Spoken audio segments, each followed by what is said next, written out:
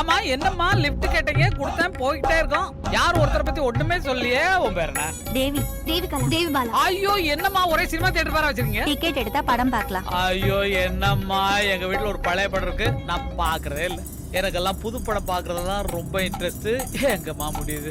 இப்படி பேசிக்கிட்டே இருந்தா வணக்கம் போட்டுருவாங்க. ஓப்போ சரி அத விடுறா.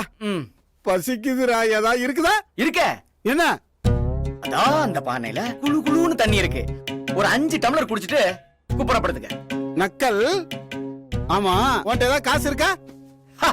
கானா எழுதுறவங்க கிட்ட பேனா இருக்கும். காசு இருக்குமா? டேய் டேய் இருடா இருடா இதா பாருடா. பஸ் போ மிச்சம் 101 ரூபா இருக்குடா. 101 ரூபாய் இருக்கா? ஆமாண்டா.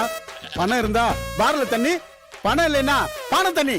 இப்பயே பாருக்கு போறோம், பீருக்கு வேலை கொடுக்குறோம். என்னடா போருக்கு போற மாதிரி சொல்ற? சரி வா. என்ன வாசனடா. இங்க வேணாம் மச்சான். ஏன்? இங்க வாஸ்து சரியில்லை.